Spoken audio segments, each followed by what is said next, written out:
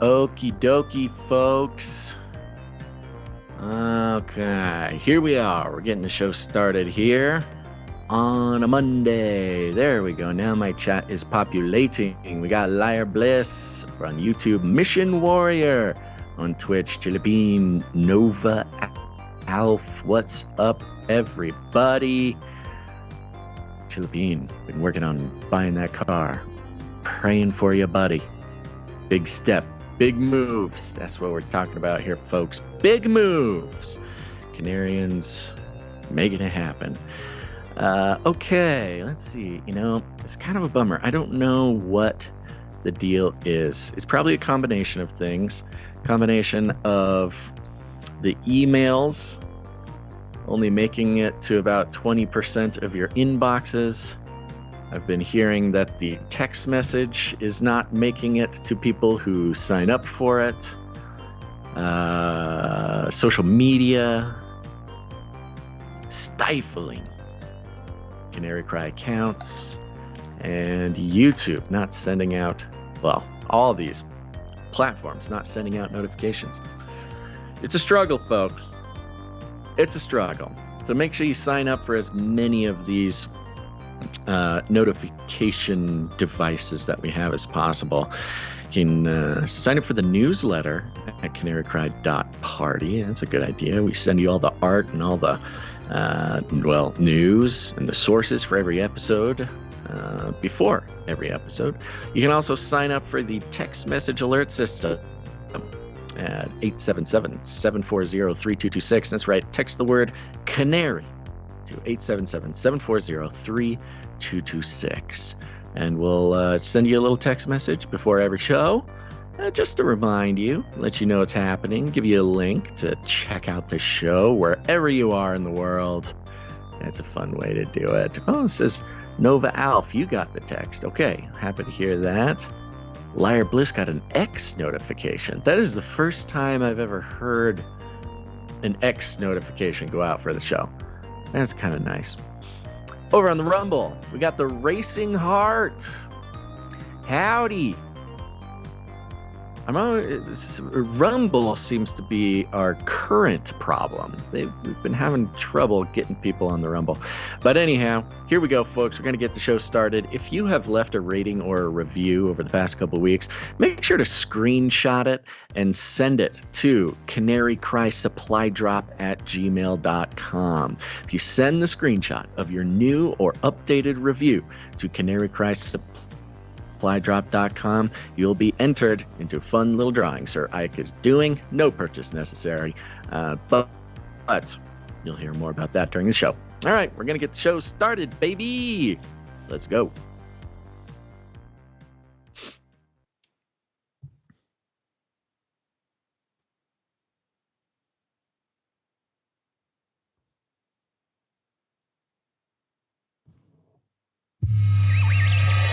The world is getting crazier. People are acting more and more insane. The end of the world is tomorrow. Tomorrow. There's only one thing to do when the world is falling apart. Listen to Basil and Gonz as they discuss this week's news and events through the lens of Bible prophecy. You are listening to Canary Cry News Talk. You're listening to Canary Cry News Talk. Today is November 6th. 2023. We are live to tape on episode 686. And today, Grock and roll, baby. Signing on from off the grid, Razzle Dazzle. I'm your best buddy, Basil, and you are not crazy.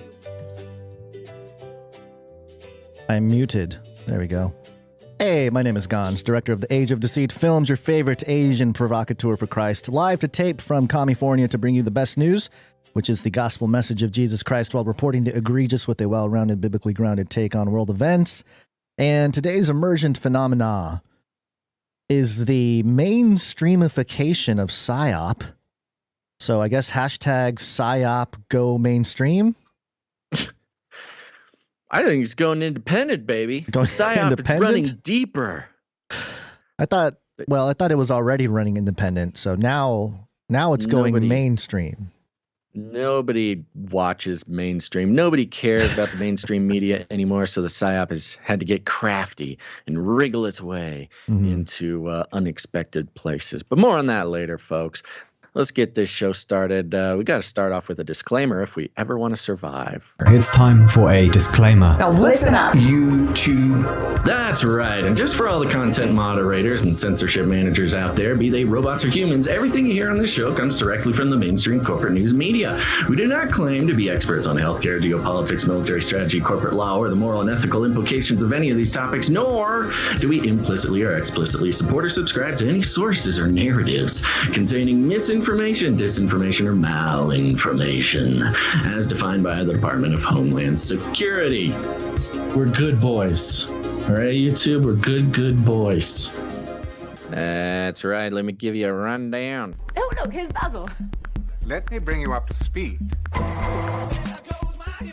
Starting off, Grok and roll, folks. Grok, a new fighter, has entered the ring. No, that's not Elon Musk v. Mark Zuckerberg. Poor guy tore his ACL. But Grok is a new AI bot to rival ChatGPT. And we'll see just what makes Grok unique in the arena. Then we'll have an update on Worldcoin. That's right, you forgot about it. We all did, except for those who got $50 for giving their biometric signatures to some random Silicon Valley company. We'll be seeing what they plan to do next. Then checking in with Flippy, who sometimes is a disembodied robot arm and sometimes is a building. Then we'll be breaking down some of the more recent 5th generation warfare, connecting the dots, weaving that red yarn around your crazy woodshed, connecting things you wouldn't expect. But of course, if you keep looking, as long as we have, you will see the full picture. And that includes the U.S. Army coming out, just saying it. We're increasing psychological operations, but we have to because, of course, China is preparing for their own psychological warfare. And at the end of the show, psychological warfare hits Antarctica.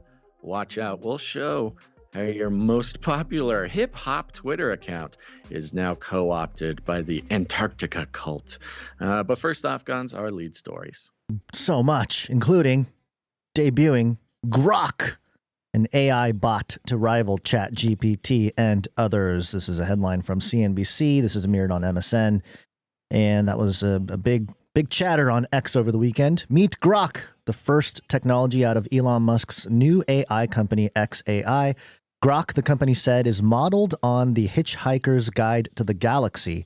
It's supposed to have, quote, a bit of wit, a rebellious streak, and it should answer the, quote, spicy questions that other AI might dodge, according to a Saturday statement from XAI.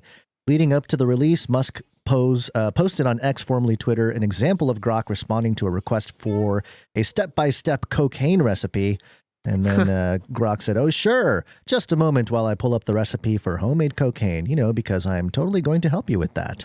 Oh, Great. This is going to be the big defining factor of the AI battle is how witty you are as an AI. I mean, that's really the measuring stick. He's not wrong. Sure. I'd much rather have the AI be like, a little sassy. I don't know, deprecating or sarcastic than the usual ChatGPT. I am a large language model, and therefore I can't bring you that recipe for cocaine because that's illegal, nerd. Go find your own cocaine like the rest of us. I could see how adding a little bit of attitude is gonna be fun, at least, because that's what AI is right now. It is fun, like at least the ChatGPT consumer level AI. It's wrong. It hallucinates. It's you have to like trick it into telling you what you want it to. You might as well give it a bit of a personality.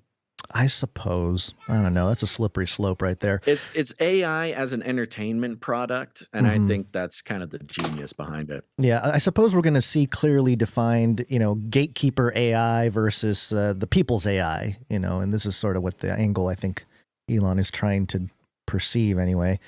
Grok also has access to data from X, which XAI said will give it a leg up. Musk on Sunday posted a side-by-side comparison of Grok answering a question versus an AI bot, which he said had less current information.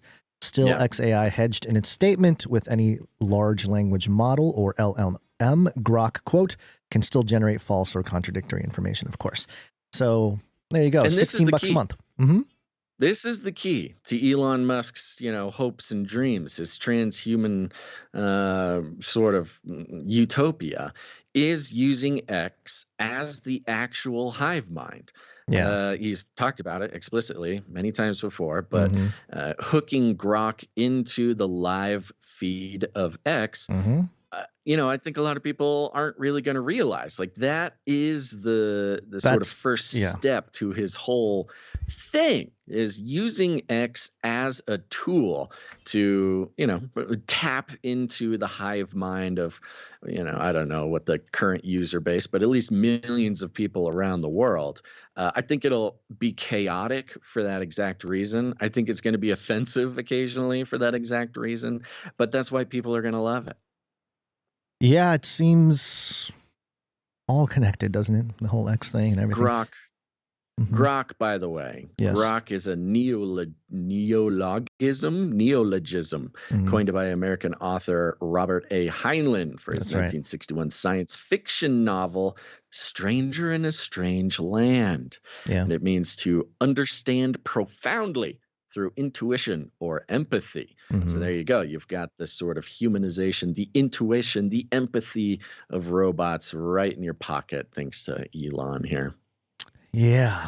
And he was tweeting out Stranger in a Strange Land and the whole deal. And yeah, it's a Martian term with no direct Earthling translation, according to this article. So it even has the Mars aspect of it, which is, again, man. He's a branding genius. Sure, I suppose. But also, talk about first mover. He is. I know. That's his strength. He is a branding genius. Well, he's a branding genius because he will put a brand on something that is sort of the obvious next move in terms of the, fourth industrial revolution or whatever it might be. And so, yeah, it makes sense that he wants.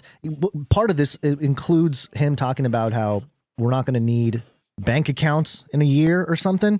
I mean, the banks are looking pretty shaky, but what people don't realize, I think people are thinking like, oh, here we go, the decentralized world. No, you don't become a money transfer holding type of situation, a bank basically, without the government knowing what's going on. So, for him to be like, down with the banks, come to X for your banking, give me all your financial data, is a little kind of deceptive in my opinion. But whatever, he might be a genius. I think a lot of people see that, like a lot of the true people, like paying attention people, know that using X for your banking is not going to solve anything. In fact, it'll be centralizing it it's another FTX more destructive way. Yeah, it'll be just like FTX. It'll have some crypto stuff, but more financial rails for whatever. But I don't know. There's a lot of people who won't get it. I mean, there's a lot of people who will jump into that. Here's why. As banking becomes like there's more obstacles in banking. Yeah, sure. Well, I think what's going to happen is it's also going to commoditize trading and markets and stuff like that, where normal people who normally wouldn't do trading or anything like that can just fire Grok to be your trading guy, and you got some automatic trades going on, and you make money in your portfolio or whatever. That I think that'll bring a whole bunch of people who never invested all of a sudden, spending money. So I can see that being a big market that Elon Musk is going to capture.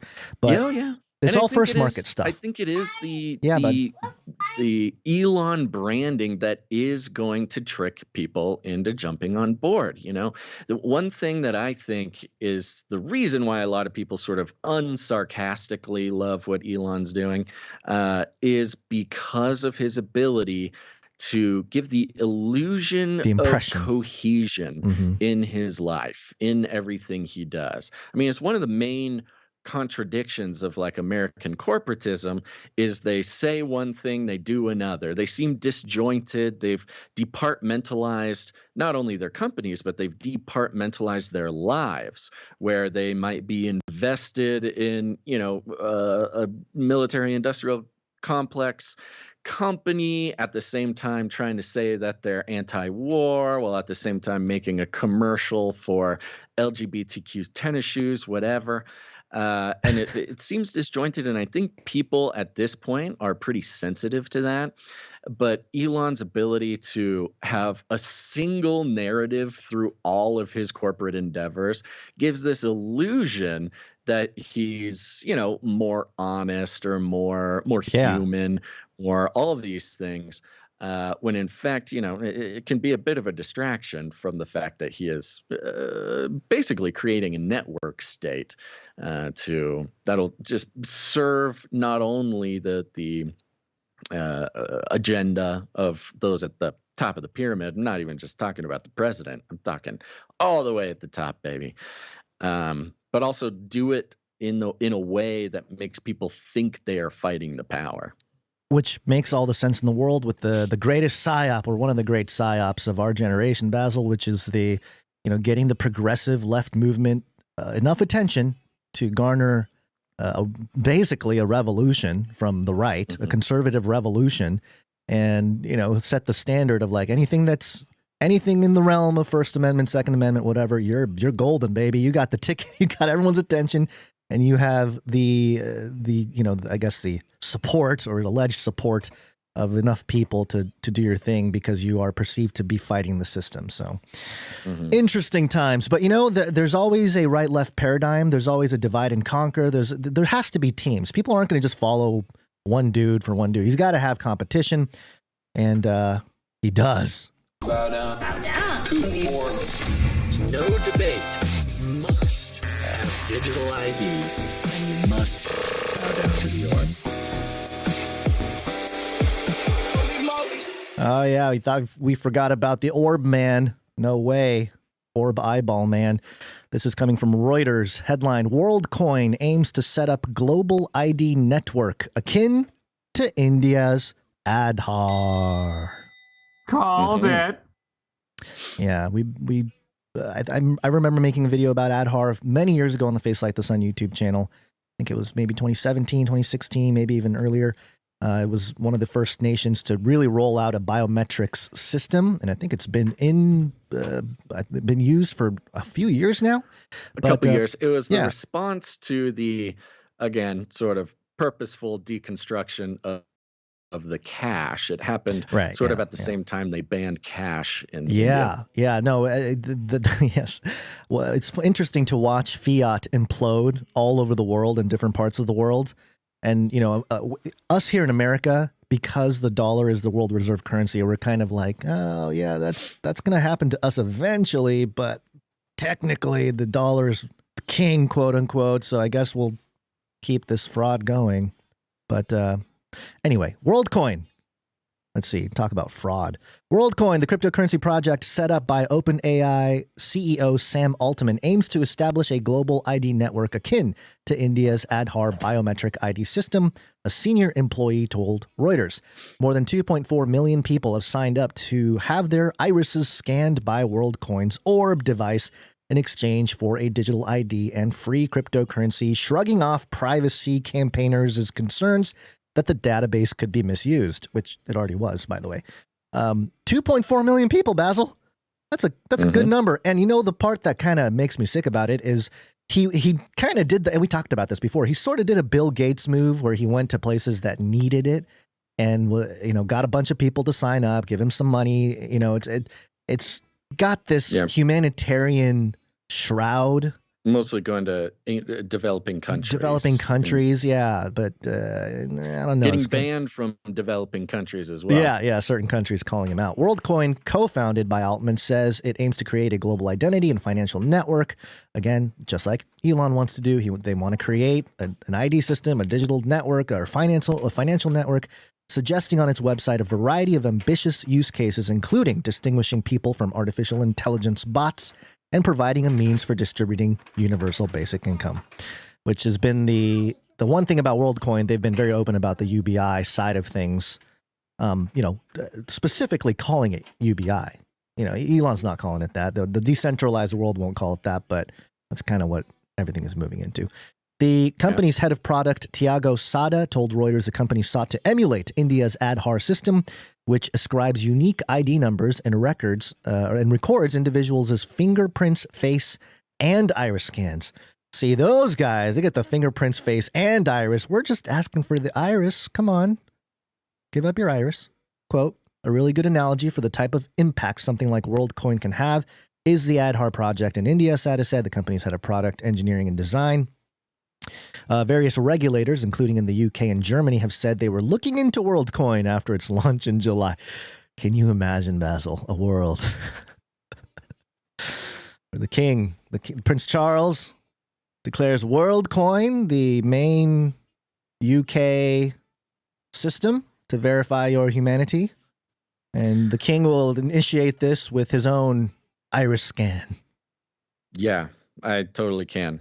I mean, it's the same thing we've seen over and over. It's a kind of an interesting playbook where the private sector will quietly build a solution to a problem that seems far off, and then overnight the world comes to a place where there is no choice. We must rethink everything, and whoopsie daisies, this Silicon Valley company has been doing it for quite some time now. The best thing for us is to hand over control to this company. What's troubling too is when we talk about what Elon's building with X, and then we talk about Sam Altman and Worldcoin, people are going to have to choose, I guess, right? If you're going to remain in the network, quote unquote. It's becoming more like a network state.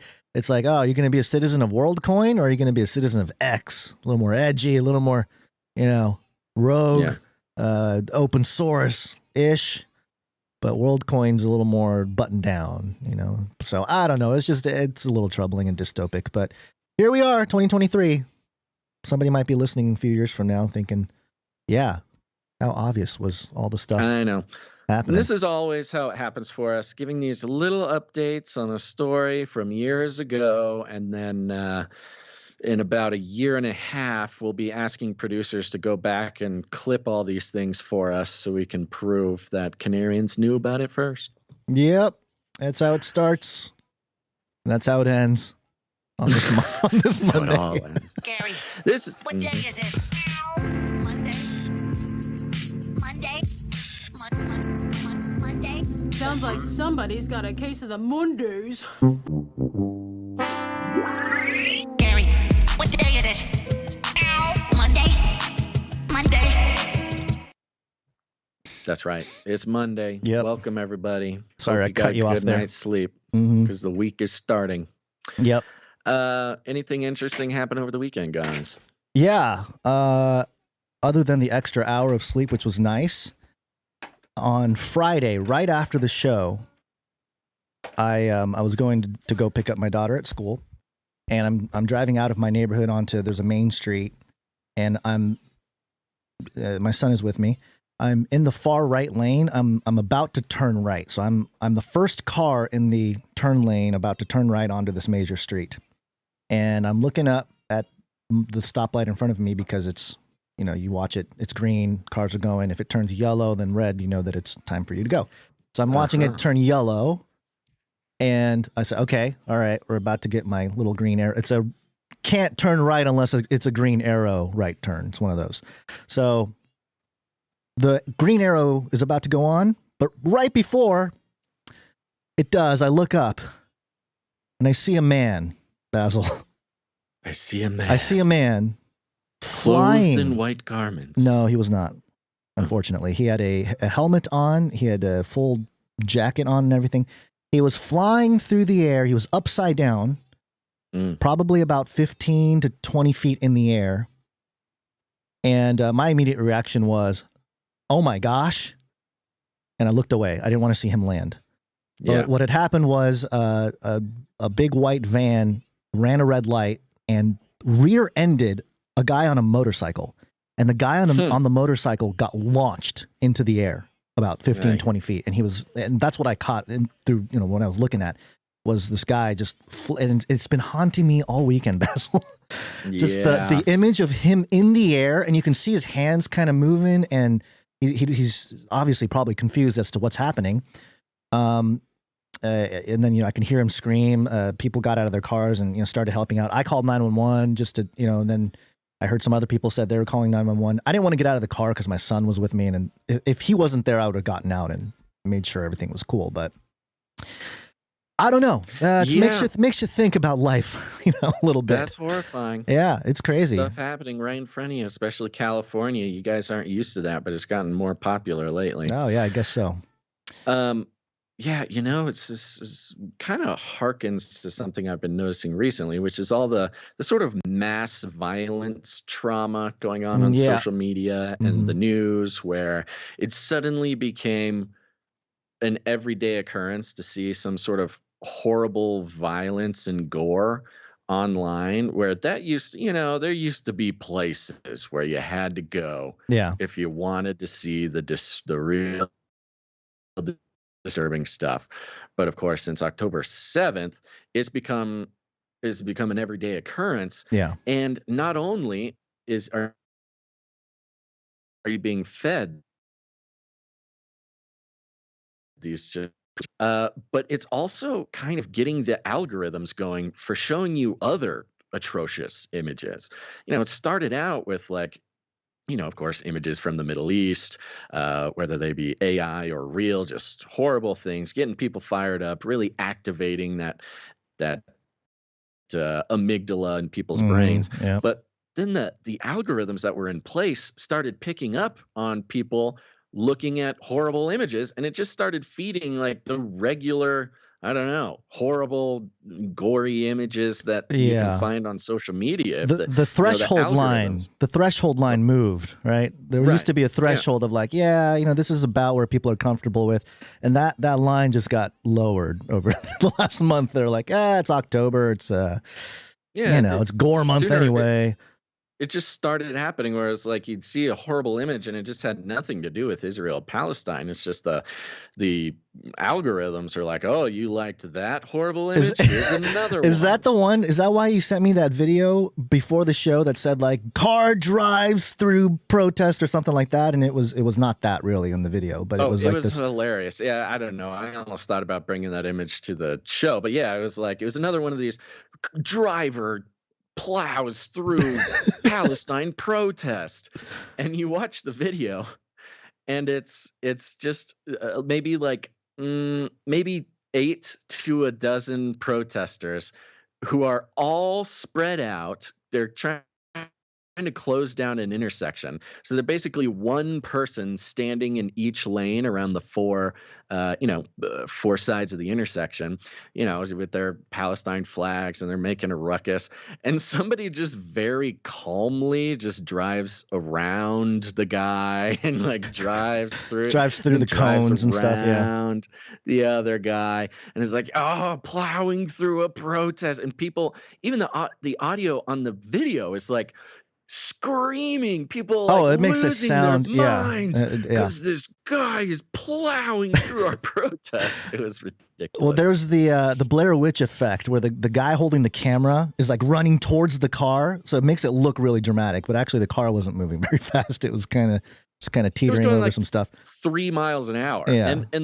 And the protesters, unlike a lot of the other protests where they will purposefully get run over, stand in front of the car, not give the driver any option, stand in front of the car while your friends are breaking the windows with a bat. Of course you're going to get run over.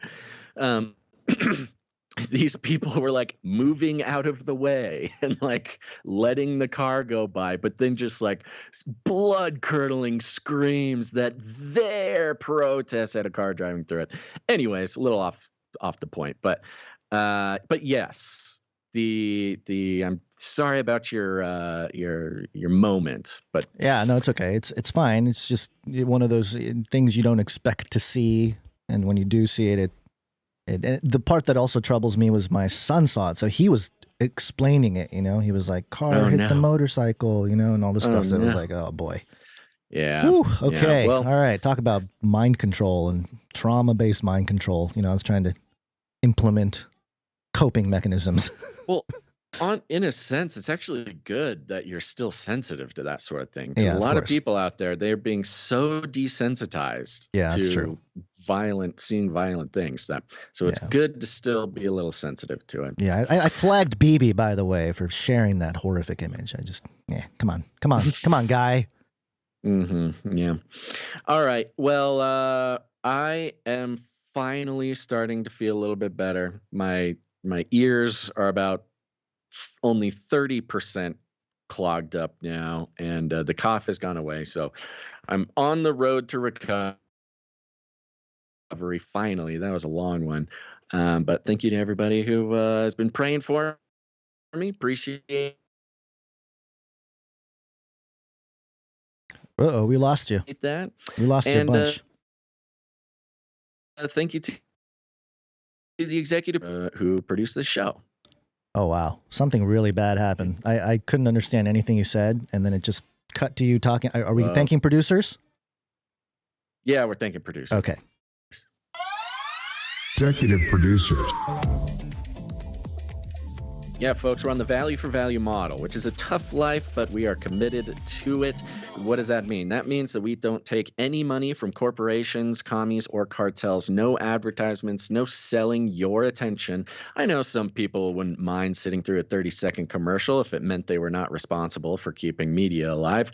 But just sort of the concept of gaining your trust and attention and selling it to corporations does not appeal to us. So we're on the value for value model, which is if you get any value from the show, consider putting some value back in. And that value can take many forms. It's not all financial, but you can produce the show with your time, your talent, or your treasure. A revolution, and not everybody is on board with the revolution. Lots of people would prefer that we just play advertisements, and so but it's a paradigm shift. It's an opportunity in this world where we are being convinced to give up our own principles, our own responsibility for the safety that corporate or national organizations can give us, it just in exchange for pretty much every bit of free will that we have. No. This is the thing, folks. We are all responsible for keeping this show alive if we want to keep it going. And so if you get any value, pray about it. Think about putting some value back in, because it's just literally the only way that it happens. Less than 1% of listeners produce the show in one way or another. And if we got that to 2%, my goodness, we could take over the world. So think about it. Maybe you've never participated in producing a show before, or the value for value model. I know all media nowadays are asking for donations, or they're trying to sell you a premium membership to something. That's all fine and good, but if they're advertising to you at the same time, that's just them trying to squeeze every cent they can out of you. That's them trying to work on your generosity and also sell your brain.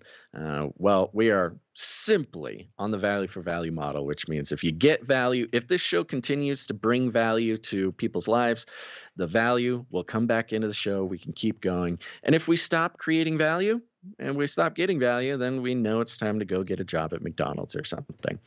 Another job at McDonald's, rather. So anyways, the executive producers are those who come in generously for $100 or more for any individual episode, and we thank them here at the top. You ready, Guns? Yes, sir. Let's go. Okay. Let's see here. Oh, thank goodness. We, of course, have the one and only, the executive streaker himself. We got executive producer Sir Alex Protocol V2 Night of the Brilliant Protocol, $133. No, $100 and 33 cents.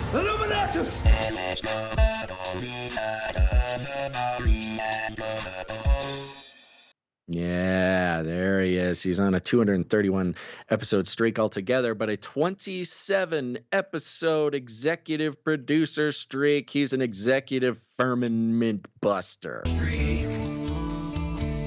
Executive streak. I know we have still not shattered that highest and hardest glass ceiling, but someday someone will. Thank you very much, Sir Alex Protocol, Yeah, V2, that's Knight use. of the Berean Protocol. Are you okay? That's right. Where'd you find this? Next. Man, our connection might be really Next up. bad, Basil. We might need to reconnect. Yeah, we might need to do a reconnect. We'll see what happens Okay. here. But next up on the executive producer list, we've got executive producer Felicia D. Hey, Felicia D, thank you very much. Yeah, it comes in with a nice round number, which means we won't disclose it on the show. A little tip for all producers: if you make it a nice round simple number, that's you saying you'd prefer we did not disclose the amount. If you don't mind us disclosing the amount, make it put some funky numbers in there. Some people put 33 cents or 77 cents or 1234, something like that. That's you telling us that you don't mind if we disclose it. Thank you very much, Felicia D, always coming in on very important days. I don't know how Felicia knows. Maybe Felicia is observing us, because Felicia always knows when it's a tough day for the value for value model. Felicia just happens to be there to help make it a little less tough. Thank you, executive interesting. producer Felicia D. Where'd you find this? We're grateful. Yep. And Gons, it's such a short list today of financial producers. Let's just jam through it. Okay. Okay. We're jamming. These are producers who came in under that executive producer amount, starting with Oh my gosh. producer. Okay, hold on. What? We need to reconnect because Do we need to reconnect? yeah, because all I heard was the first producer is That's what I heard. Boo. Okay. Yeah, let's do a quick reconnect. You want to call me? Yeah. All right. Let me see here. Well, let's. Is there something I can play while? Oh, you can. Oh, just a couple jingles, maybe. It is a New World Order Fantasy League. They're all 100% eugenics, transhumanist lizards that control everything. They hate you. Boom shakalaka! All right. Calling him back. Let's see how this works here. Do. Gracious. This is a mess. You there? hear me? Yeah, can hear you. Okay. All right, There let's continue. we go. Yep. All right. So thanked Sir Marty K. No, we couldn't really. So there we yeah. go. Sir Marty K, Knight of the Wrong Timeline? Yes. Ah. Yes. And he comes in for $33.33 on his third episode streak supporting the show. He's heating up. There you go. Yep. He's heating up. Thank you very much, Sir Marty K. Did you receive the image from Marty K's email? Which one are we talking about? We did the one in the Zuckerberg one. I'll send it in the Skype if you want to grab it real quick. Okay, maybe I do have it. Yes, Sir Marty K sent an email here. It says, "Hey, fellas and fellow Canarians, look who's trying to weasel or slither himself out of his MMA fight with Elon." We show the picture here because we all know this ruse, the old tear your ACL ruse for getting out of a fight with a fellow billionaire. We got Mark Zuckerberg posting a picture of himself in the hospital with his alleged torn ACL. The thing with this ACL stuff, they put your leg in this robot that sort of wiggles your leg around 24 hours a day. It's a very, very intense thing. So Marty's email ends with, "I was so looking forward to it," meaning the MMA fight with Elon. He can bounce back. He just needs to get a robot leg. He's got access to the best possible cybernetics. Yeah, I was going to say, this is the beginning. This is the beginning of the cyborgification of man, especially billionaires. And, I think this knee injury is going to be used as part of Mark Zuckerberg's pitch for mind uploading at some point. You know, it starts with the ACL, ends with the human brain, you know, so he's going to say, "Hey, you just like I got a new knee. Just replaced it. Just replaced it. Same thing. Just get a new brain. Just a new robot brain." Yeah, well, he'll get his cyborg knee, and then Elon will be a good excuse for him to get his own cyborg implants, because of course, you know, you gotta, once one contestant has cyborgism, it's not fair unless the other guy gets something too. So yeah, you got to have parity in the fight. It's slippery slope. Thank you very much, producer Sir Marty K. Night of the Wrong Timeline. Thank you very much, Sir Marty K. Next up, we got producer Malik W. Hey, Malik W. Thank you very much. Yeah, coming in for a nice round number, 35 episodes in a row. Ooh. Okay. Thank you. That's it. Those are the two. Oh my gosh. Came in to support the show. I know. It's spooky. We got a few who came under the $7.77 mark. And here they are. They're our streakers. We got Sir Morv, Night of the Burning Chariots, 295 episodes in a row. Thank you, Sir Morv. Dr. Who Done Dat, 25 episodes in a row. Thank you, Dr. Who Done Dat. Veronica D, 325. Thank you, Veronica D. Sir Scott, Knight of Truth, 349. Thank you, Sir Scott. Dame Gale, Canary Whisperer, Lady of X's and O's, 320. Thank you, Dame Gale. Sir Casey the Shield Knight, 364. Sir Casey. Sir Casey the Shield Knight. Okie dokie. That's it. That's all for the financial producers this episode. Thank you guys so much for your sacrifice and your generosity and your faithfulness to the value for value model, keeping this show alive. I would like to invite any producers out there, any listeners who have not produced the show yet, give it a try. Consider what the sort of what's the word? I don't know, extras the Lord has provided you with lately. Of course, nobody should put themselves at risk to produce the show. But it's getting a little slim around the waist around here. And so if there's any new producers who would like to feel the joy and the responsibility of producing the show, go to canarycry.support. Canarycry.support. Maybe it's us, Guns. Maybe it's us. Maybe we're just not bringing the value that we used to. We got to consider that too. We're failures. We're failures. My parents were right. I'm a failure. Yeah, it's, you only fail when you quit, Guns. Real quick, just as an announcement, I think we should play Sir Ike's voicemail. Okay, got it. Give me 1 second to pull that up. Sir Ike, the man, the myth, the legend, who is doing so much work to keep the supply drop going. Don't worry, folks. The third quarter supply drop is in production, but he's also running the rating and review drawing. So if you haven't yet, go leave a rating and a review on Apple Podcasts or wherever. You can also update your review if you've already left one. Screenshot it and send it to canarycrysupply@gmail.com. That's an email, not a website, folks. I know.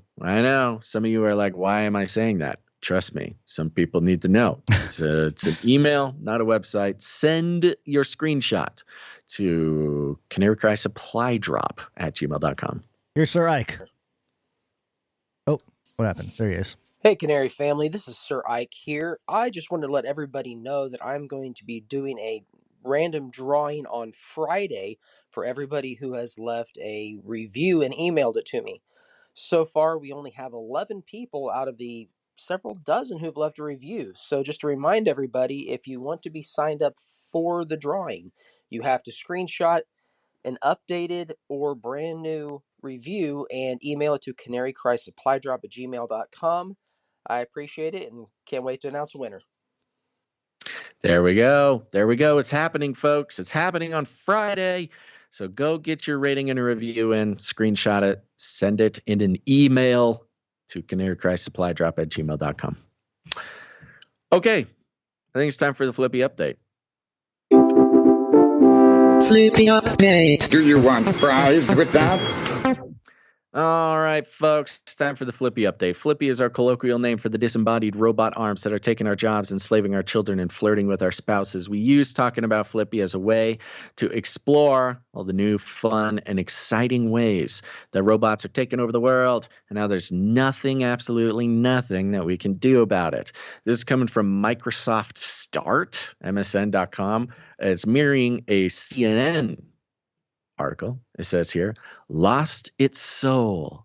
Campaigners decry renovation of Thailand's iconic robot building.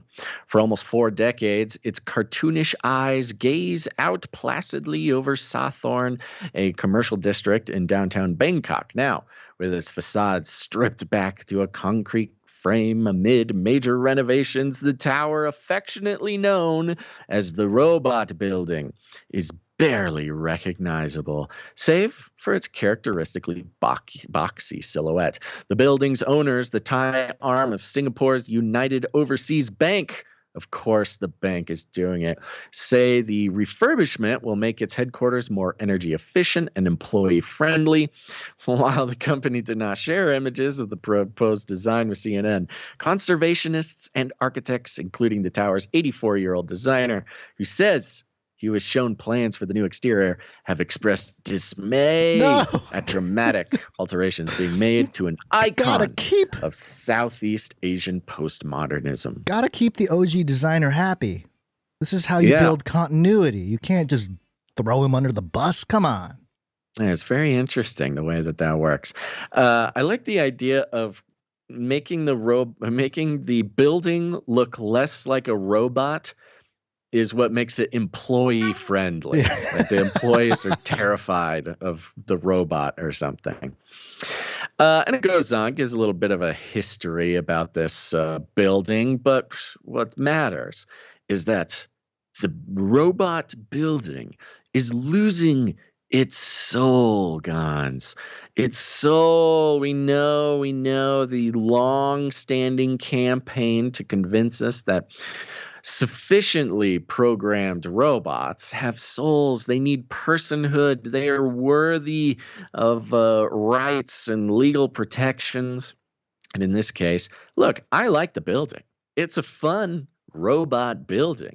It's a robot who is not sort of entertained by the workings of human rats on the wheel working inside of its offices. It's got 2 giant googly eyes on the front of it that are sort of at half mast, much like how the electrical, my own giant googly eyes, give me a little bit of a worried look. This robot tower looks more like an unimpressed sort of behemoth of, I don't know, corporate robotic godhood or something. But the architect, Sumet, who's now retired, decried the defacement of his creation. He's the creator, Gons. He described renovations as a devastating statement demonstrating the ignorance and arrogance of big corporations. Wow. I have a hard time disagreeing. The symbolism, the power of the symbols is just palpable.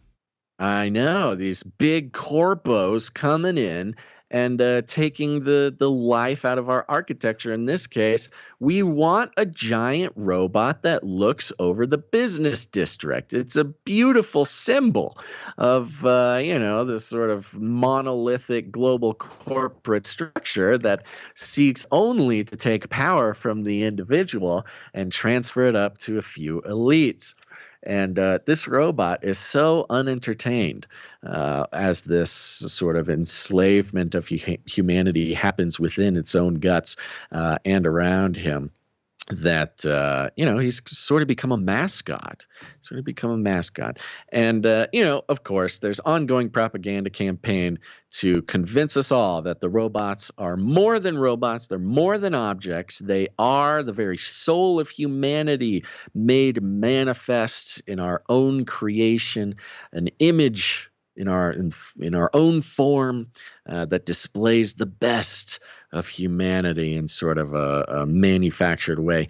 Bangkok-based filmmaker Dana Bluen, who is producing an as yet unnamed documentary on the robot building, said that despite campaigners' pleas, the tower has now, quote, lost its soul. The death of a robot, Gons, the death of a robot being mourned by an entire nation. We better get used to it. There's going to be, I think there will be, much like a Sophia type thing. Sophia is not charming enough, not attractive enough, not clever enough. What to about sort Ada, of the get artist the Ada? hearts.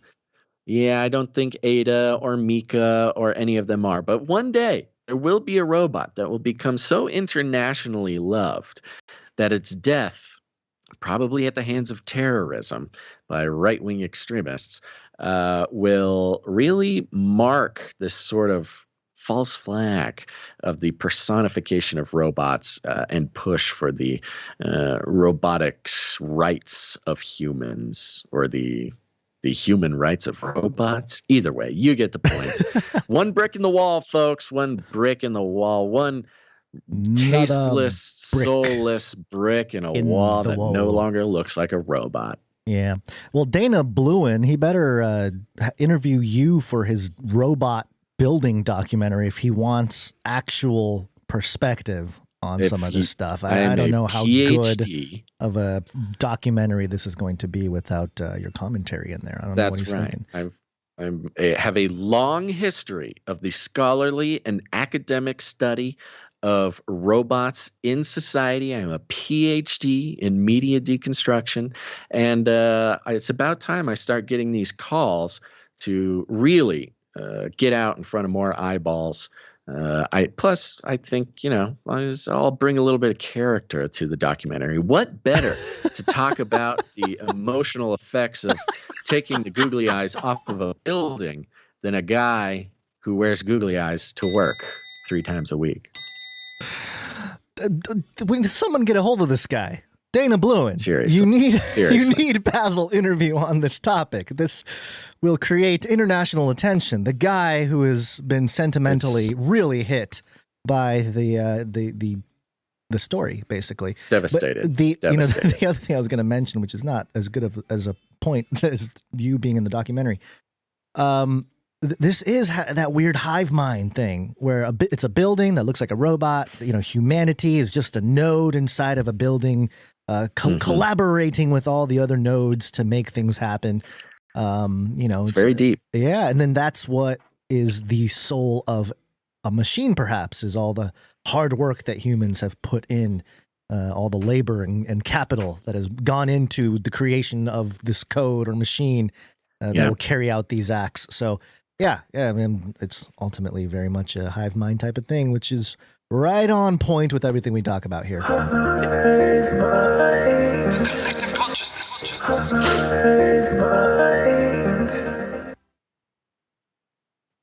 Yep. Is there anything hive else? Mind. Yep, hive mind. I will say real quick. Sorry, I thought you were moving on, but you just hit the hive mind. It's very important. Yeah. Now's the time. It's time to activate. Uh-oh. I need a brave producer, maybe multiple brave producers, to join the global movement that will become the Flippy update. We got years and years, hundreds and hundreds of pieces of media that just need to be clipped. We'll make a website. We'll make the social media. We will do it. The Flippy update must stand alone. We can't let everybody who could benefit from me, I'll just say that, benefit from my existence. We can't let them, get caught in the tangled web of everything else that is Canary Cry News Talk. Plenty of people are not tuning in to the most important piece of media in the world, which is the Flippy update, because they just don't have the stomach to learn about psychological warfare and secret societies and biblical prophecy and things like that. It's time to remove some obstacles. Got to start. We got to do it. Okay. All right. The bar has been set. The target has been identified. Mobilize. Yes. Mobilize, people. Email me start. canarycry@gmail.com. If you want to be on the ground floor of the team, I'm building a team for the Flippy update. We can make this huge. Basil, I just need your help. I think we should do a generative NFT project of a Flippy design. And, those generative ones are, you have like a general frame, an outline of a robot or any character. The most popular ones are punks or, apes. Yeah. And then you have different characteristics. You got some might have the gold googly eyes or whatever. And we create that as part of the fundraising for the Flippy update to continue on. So maybe if, Canary Cry News Talk might die, but in the rising phoenix, in its ashes could be a blockchain Flippy update. People, you may have forgotten NFTs, the most valuable asset in the world that has never lost value and is still the most important. You make fun now. Watch the big pump come in again, and then it'll just go. Everything will become NFTs after that, and then nobody will care. Got to sell that monkey picture, man. That monkey picture. It's gonna. Retirement money, baby. Yeah. All right. Anyway, it'll pay off. Yeah. Hopefully. Okay, let's continue on here. We're going to get into all kinds of deep stuff. Yeah, the show does end here because things get a little cuckoo, deep brain, heady. I don't know. 5th gen warfare. They're targeting you. 5th gen warfare. So funny. 5th generation warfare. 5th generation warfare. The battle for the minds of the population. A war of narratives. Ooh. All right. So this is we got a couple things here to touch on as the grander conversation of 5th generation warfare, as it is a grandeur conversation. And we can only sort of give examples of things here. So if you're new to the topic, just understand that there's a lot there. There's a lot going on with trying to even understand. I think we're even in the process of fully understanding it, and that's part of actually the game or the warfare, I suppose. Of even the warfare. scholars who have identified it and made it their life goal to study it. Even they are still in the process of defining it. Yeah. So we have something from AP News here to kick it off. And you might think this is completely unrelated, but you'll see maybe how it is. Connecticut judge orders new mayoral primary after surveillance videos show possible ballot stuffing. A lot of mayor news recently. Mm-hmm. Yeah.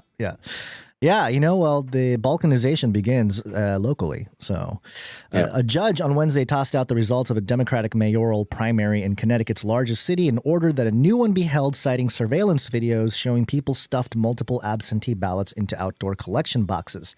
The ruling came just 6 days before the general election, creating a perplexing scenario in which voters will decide the outcome of Bridgeport's mayoral election on November 7th. That's tomorrow, I believe. Then be asked to return to the poll at a later undetermined date to choose the rightful Democratic nominee in that very same race. That is weird. This is a very interesting one. It's bizarre. Now, this was the big news that kind of broke through as far as the mayor obsession recently. But yeah, Democratic judge called out blatant election fraud by a Democratic candidate, and straight up videos of I believe it was the elections clerk stuffing ballot boxes, making drop-offs multiple times a day. It's really interesting when you go fully into it, which we're not going to do here, but like this clerk just admitted to having broken the law for like decades. She's been a clerk for many years, and she's talking about how she's never followed the law as an election clerk. Like, it's just absolutely insane. But yeah, they're going to redo this thing. But there's just something so powerful about a Democrat judge calling out a Democrat candidate. Now, I am curious. I don't know off the top of my head if the Democrat candidate was running against another Democrat or if he was running against a Republican. I don't know. Oh, yeah, we might be in the lesser of two evils within the Democrat Party situation. It could be that. Yeah. I don't really know the details off the top of my head, and I'm not sure if it actually says it in the article. Well, it says, but Democratic mayoral primary, so yeah, it might be just amongst Democrats. Yeah, it's kind of this interesting, like you said, balkanization. We've been talking about the decentralization, local politics being the most important kind of politics, not getting distracted by these national theater politics. You know, you can make a change in your community just by running for a school board or running for city council. These are tangible things that a capable person can actually do if you just have a couple of days a week. I heard an analysis of somebody was talking about how if you just have a couple days a week or even a couple days a month, you can find the time to run for city council or something and actually start making waves in your local politics, because in the end it's the local politics that really matter to our personal lives. I mean, I've even been getting kind of inspired to look into my area, which is well, here we go. Mayor Basil, Basiltown, rural. I can't. Everybody wear googly eyes. Everybody's anonymous in Basiltown. I have a hard time believing that it, is a very a very difficult thing to do. You show your face, you get kicked out. 12 people in your region. Everybody, if you show it's like the Mandalorian. If you show your face, you are disowned from Basiltown. Yeah, that's how I'll win. I'll come in as like a future looking conservative young person that will inspire everybody to sort of see the future in a new way. Why is he wearing VR goggles at the podium? No idea, but I like his style. He's got spunk. Well, back to the story here. I mean, it is creating a situation where anytime you need the population to do extra things or more things or do this, and instructions go out, it's a very interesting social experiment. It's sort of experimenting in real time how people respond to a situation like this, and it shows the cracks in our system, which is, I think, sort of the bigger 1,000-foot view of what might take place in 2024. Everyone's speculating as to what might happen, but I don't know. It just feels like one of those things where they're starting to pull the threads out so that the whole thing kind of collapses by the time it's a year from now. All kinds of elections are just not working the way they're supposed to. In comes Worldcoin, or Elon's X voting thing or something, and someone's gonna save the election or be set up as the savior of the election. It's an interesting admission from the sort of powers and principalities of the Democrat Party that ballot stuffing and election fraud is possible. Like they're doing it against. They've been accused of it for so many years too, and they've been like, there's no evidence, and then now there's just like the blatantest evidence, and then the person saying, I've been doing it for years. I mean, as usual, if it benefits the Democrats, of course it's possible, and it's kind of reminiscent of what they did to Bernie in 2016 at the Democratic convention. They pulled all the strings, they played the dirty game, they got Bernie kicked out so Hillary could run. And then people point back at that and like, guys, you do this all the time. And they're like, no, it's never been proven, it's false, baseless allegations. And you're like, look, you just did it again for this mayor. They only admit that it's possible when it's Democrat against Democrat. Right. Yeah. Well, speaking of mayors here, let's move on, because there's another moment, and this is more directly relating to fifth generation warfare. And this is coming from News Channel 5. News Channel 5. And this is Franklin Politics. Defeated Franklin mayor candidate Gabrielle Hansen doesn't see defeat. Imagines conspiracy instead. Yeah, what's up? Imagines. What's up, bud? News Channel 5, News Channel 5th Generation Warfare. Am I right, folks? It says here, defeated mayoral candidate Gabrielle Hansen, refusing to accept her landslide loss in Franklin's city elections, has now partnered with discredited election deniers in Arizona and claiming the election was rigged. Hansen, who was defeated by incumbent Mayor Ken Moore by a 4-1 margin following a scandal-filled campaign, recorded a podcast over the weekend with right-wing activist Lyle Rapaki and defeated Arizona Secretary of State candidate Mark Fincham. It's like a after game sulk session or something. What's up, bud? Are we screaming? Whoa, We're screaming now? Back to the screens? You know, it's interesting because, but back to back here, you've got these stories, the Democrats admitting that there was mayoral election fraud, but no, over here in Franklin, Tennessee, it's I'm assuming this was a Republican mayor. Yeah. That's just impossible. It's imagined. Yeah, right, exactly. And so there's some quotes here. Elections belong to the people. They don't belong to some government bureaucracy. And they go on and on here about, what happened, blah, blah, blah, blah, blah. Fincham said, let me start a paragraph before. Hansen lied to the podcasters, falsely claiming that News Channel 5 was, quote, paid a lot of money to run those stories. And there were stories about Hansen and some, I am sorry. I should have not been distracted and read from the spot here. Hansen's defeat followed a series of News Channel 5 investigations that included her association with self-proclaimed white supremacists and neo-Nazis, her lifting of social media images to falsely claim a group of diverse women as supporters, her bogus claims to have had inside information about Nashville's Covenant school shooting, and the hypocrisy of her having supported LGBTQ pride events in Chicago while opposing them in Franklin. But by Hansen's telling, none of that was her fault. Hansen lied to the podcasters, falsely claiming that News Channel 5 was, quote, paid a lot of money to run those stories, and falsely hinting that the money came from Republican State Senator Jack Johnson of Franklin. Fincham said, so we got a Republican version of it. Yes. Fincham said Hansen was the victim of what he called fifth generation warfare. Citing a book from longtime Donald Trump advisor, General Michael Flynn. Oh. Quote, what they're doing is they're publishing bull poop, trying to make people think that it's legitimate, Fincham said.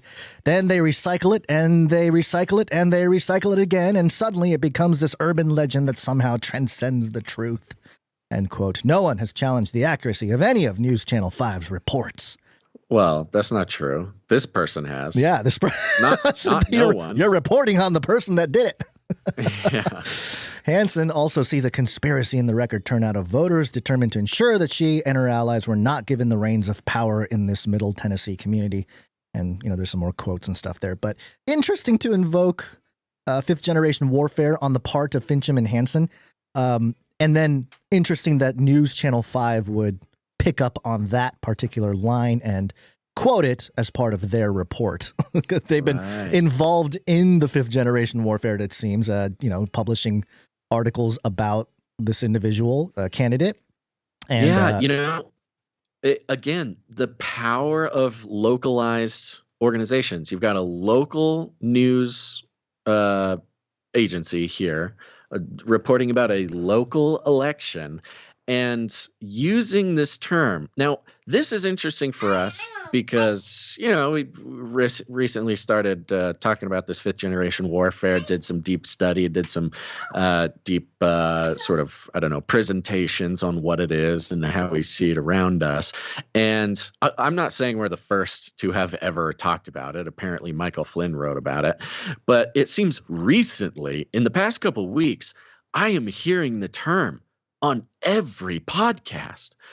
Everywhere I turn, every podcast I listen to, suddenly everybody's talking about fifth generation warfare. It makes me wonder if the sort of revelation about fifth generation warfare is part of fifth generation warfare. Because what you have here is this local news agency reporting on a local election and using the term fifth generation warfare as sort of a dog whistle to this crazy conspiracy theory idea about election fraud. To the conspiracy theorists, but it's kind of like saying, tinfoil hat. Like these conspiracy theorists and it might become like the next QAnon thing too, where they're like, they believe QAnon, and it'll be fifth generation. These people just think fifth generation warfare, right? Which would be ironic. Soon we'll be having news. I very seriously think soon in the, national mainstream press. Yeah. You'll have CNN or Reuters or Politico. They will be publishing articles that are the new conspiracy theory about fifth generation warfare. Anderson Cooper. Well, fifth generation warfare, Yeah, it doesn't exist. What does it even mean? People have a hard time even describing what it is. It's like, yeah, that's what we're saying. But no, it'll be the new thing. It'll be the new anti-vaxxer. It'll be the new QAnon. It'll be the new whatever, tinfoil hat. If you believe in fifth generation warfare, somehow you've been influenced by Russia or China, which is hilarious because, of course, if you are aware of fifth generation warfare, you would admit that Russia and China would be involved. Oh, speaking of which, yeah, let's slip from fifth generation warfare right into Psyop because they're kind of the same thing here. Psyops. And go to this article. Oh, let's see. Let me make sure that I have the correct one because there's a lot of different opinions and people seem to be getting up to speed on what's happening, as far as the greater, situation at hand in the world. The whole idea of things aren't what they seem or what you've been taught, all that kind of stuff. So it's interesting. It's an interesting time. But the Military Times published this opinion piece by Colonel Robert Bob Curris, the retired colonel there.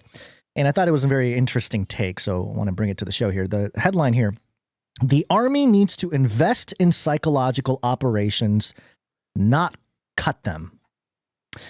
Okay. The United States, as a global superpower, finds itself at the critical juncture in the evolving landscape of international security and geopolitics.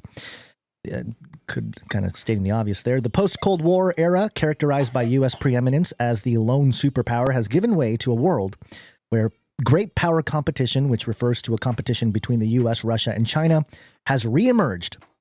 In this complex and volatile environment, the U.S. faces a myriad of threats ranging from traditional military challenges to asymmetric warfare, cyber threats, and operations in the information environment.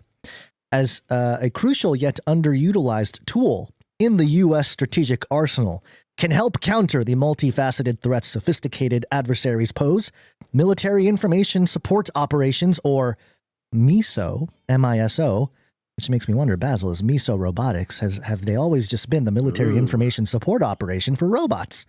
MISO, carried out by Psychological Operations Forces. In layman's terms, MISO is designed to develop and convey messages and devise actions to influence select foreign groups and promote themes to change those groups' attitudes and behaviors. So there you go. I mean, again, the awareness is pretty high, but to verbalize it and write it up in op-eds and stuff like that, I think more it's the idea of a psyop and what it is, how it works and stuff is becoming more common vernacular in our age, which is very interesting.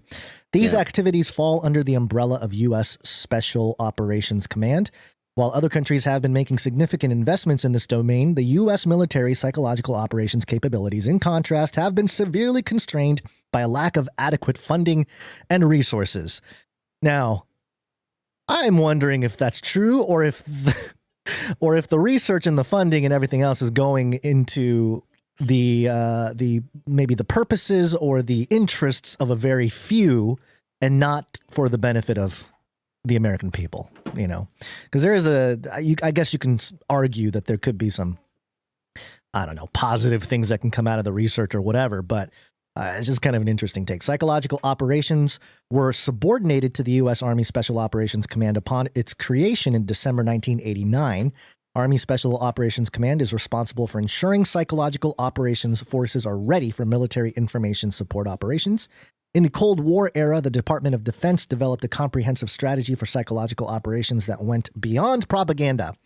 This strategy included establishing specialized units, developing cutting-edge technologies, and creating sophisticated methodologies for influencing target audiences. These capabilities were actively deployed in various theaters of conflict, from the jungles of Vietnam to the rugged terrains of Afghanistan. A 1985 Pentagon study called for increased funding, improved joint coordination, and greater utilization of psychological operations in peace and in war. That's interesting. Hey, roll out the psyop during peacetime, folks. Just keep the war psyop for when war is happening. In a gradual process that started in the 1990s, military strategy has shifted, moving from information warfare to more conventional forms of warfare. Budget documents from recent years show a decline in funding and personnel.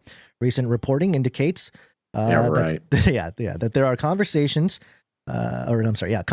to dissolve unfitted billets and enablers within Army Special Operations, but it's not clear what the reduction to the PSYOP force would actually be under proposed cuts.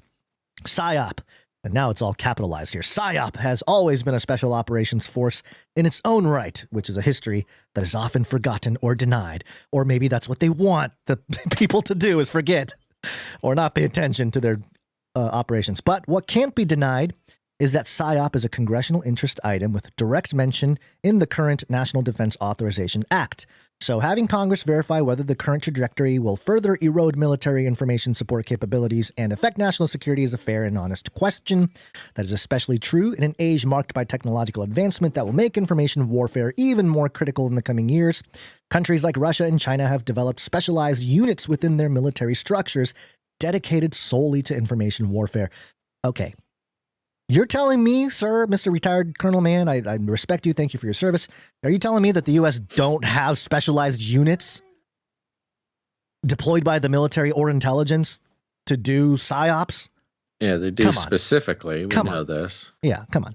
The current national security strategy speaks directly to influence, and its strategic overview in the last 4 National Defense Authorization Acts, or NDAA, are very specific about the influence of military information support operations. And it goes on here. Let me see here. A decline in psychological operation capabilities is a strategic error that will have severe implications for U.S. national security. And yeah, so that's kind of his greater point, that we need to shore it up. Yeah, buddy. All this talk about the decline in personnel for psychological operations. It's sort of giving the impression that they are not investing in psychological operations, when in reality, with the use of, first of all, contractors, you've got a lot of, you don't have actual, department government employees necessarily being the ones who are doing the research, generating the content, making the strategies. That is all contractors. I mean, of course, it's everything. It's part of the military industrial complex. You're not actually having government employees doing the work. You're contracting out to big technology companies at this point. And then on the other hand, you've got AI doing most of the botting and the content generation and the propagation. You've got, maybe you need a couple people to liaison between the contractors or the government and the news agencies. You've got it's silly. It's on its face. It's incredibly silly, the message that this writer is putting out, that because there's not names on a spreadsheet, or that there's less names on a spreadsheet, that psychological operations are going down. It's going down because in the 1980s and 90s, you had to have actual people writing articles in, whether it's overseas propaganda. You had individuals stationed in various countries. You couldn't send an email or something to a news organization or something. You had to have they didn't have emails back then? Well, I guess the military did, but that's a different story. It's sort of this childish, easily sort of deconstructible facade he's making here, that we're so behind on PSYOPs. Oh no, what are we going to do? We must fund it more. Of course, the problem, reaction, solution of his sort of vacant breakdown of lack of PSYOP budget. The problem, reaction, solution is fund more PSYOPs, which of course they're going to do. Yeah, I was just thinking about how, in the context of AI here, special operations, if they use AI, I just wanted to do a quick look-see to see if there's anything out there on it. And I found a U.S. Department of Defense article, defense.gov. Special operations strive to use the power of artificial intelligence. This was back in December of 2020. Yeah. So they're clearly using AI for their operations, which means they're probably using AI for the PSYOP. And then there was the article that that we covered maybe January or February, and it was like a Financial Times article where it listed some companies that were AI based in China, and it mentioned, the sentiment was, hey, don't worry. There's only one Chinese AI company assisting U.S. military intelligence. Right. Do you remember that? Right. Okay, so this guy that's writing the article for Military Times is saying, hey, look at China, look at Russia. We got to keep up with the psychological warfare. So comes the people that are doing it, but we need more funding, basically. Meanwhile, their whole thing is tied in with China in a sense. I don't know. I haven't followed up on that trail there, but at least earlier this year, there was that report that a Chinese AI company was assisting in military intelligence operations, or building out some things. So what about that? Like, why isn't that being addressed? Why isn't that being brought up? So I don't know. It's always more going on than what it seems, and this appears to me like a retired colonel that writes for a military magazine, trying to shape the sentiment for more funding for a branch of the military-industrial complex there. So yeah, I mean, you almost pity the PSYOPs departments. Yeah. Like, oh, you need more funding if we really want American exceptionalism on the global scale.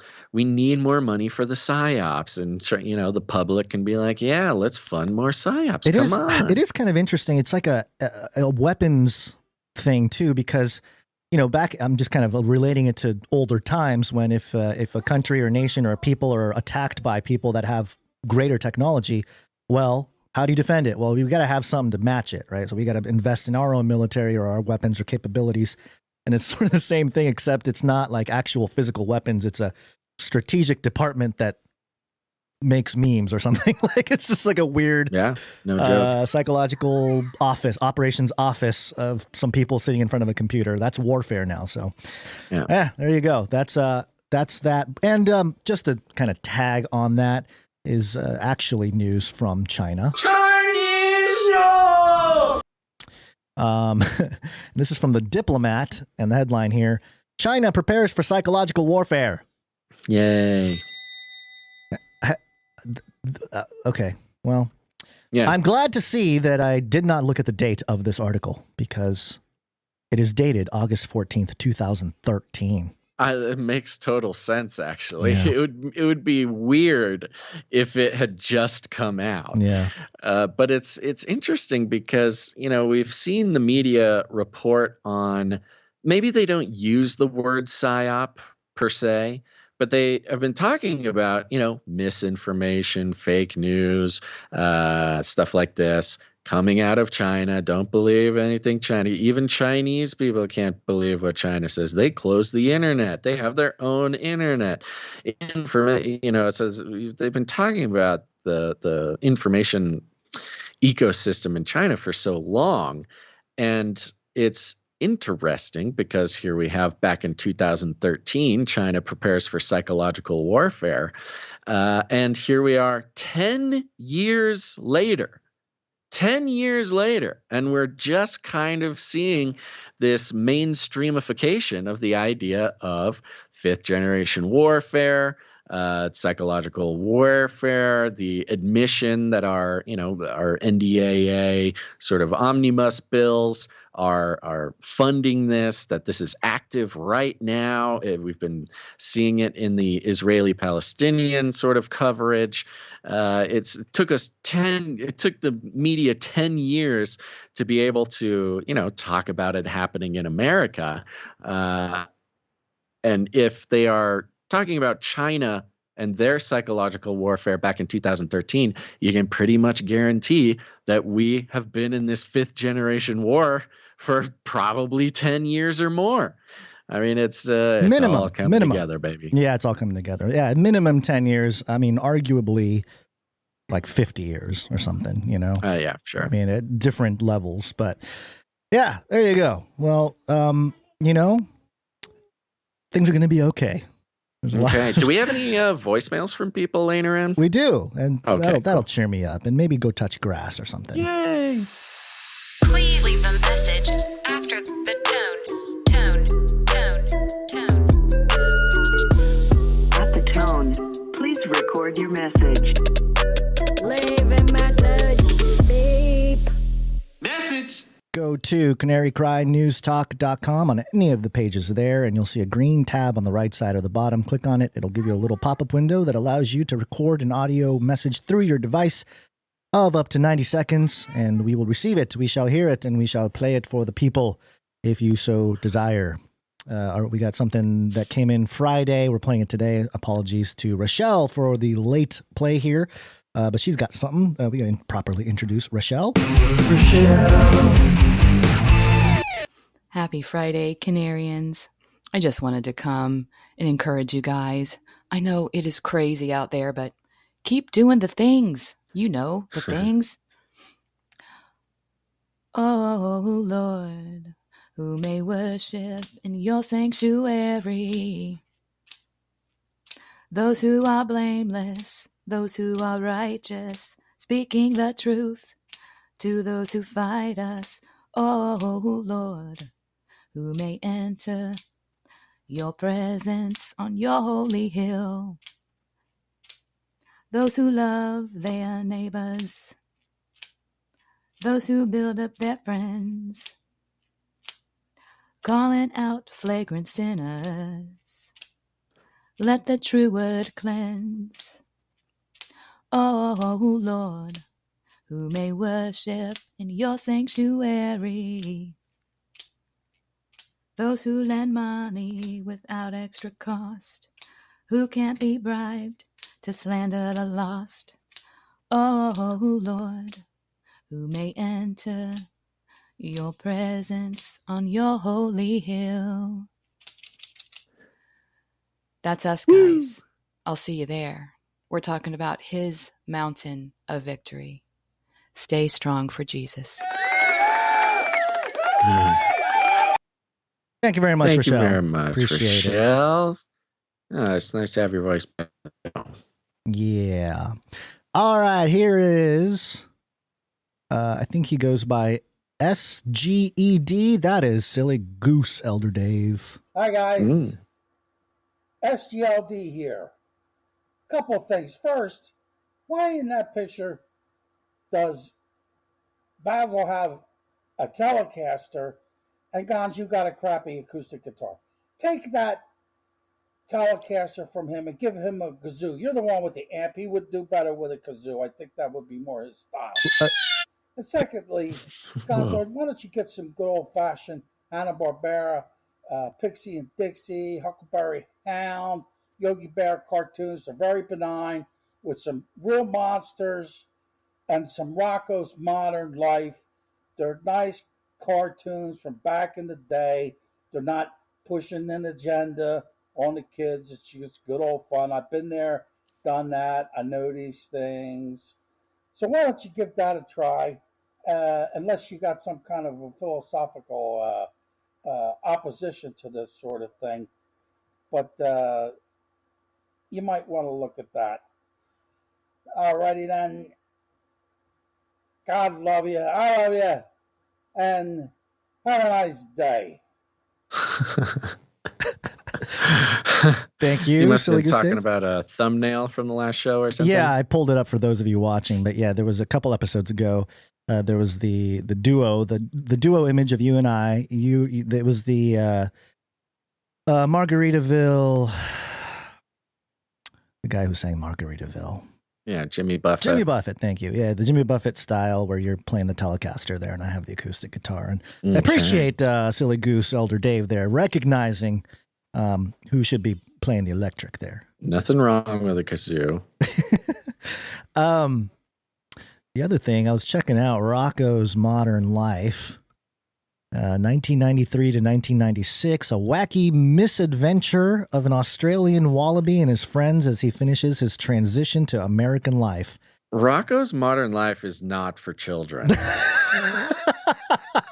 That was the weirdest show, man. I don't know. The shows, the Nickelodeon shows when we were kids, it was weird. You go back and see those, you would not appreciate the sort of, I don't know, grotesque nature of some of the I'm seeing some messages in those. I don't think my 3-year-old is ready for this. Just looking at some of the imagery there, might be a little scary. Yogi Bear, that's something else. Yogi Bear, we can good probably, old fashioned, old school American propaganda for your kids. Rocco's Modern Life. That was when kids shows were kind of bordering on this strange postmodern sort of grotesque melancholy, I think, is kind of how I would describe a lot of the shows when we were kids. I mean, that's why kids weren't allowed to watch some of these kids channels, is because Rocco's Modern Life was weird. I'm trying to think of Ren and Stimpy was another example. Ren and Stimpy was huge when I was little. Humongous. Real Monsters was like another weird, gross one. It was kind of that grunge 90s aesthetic in cartoon form.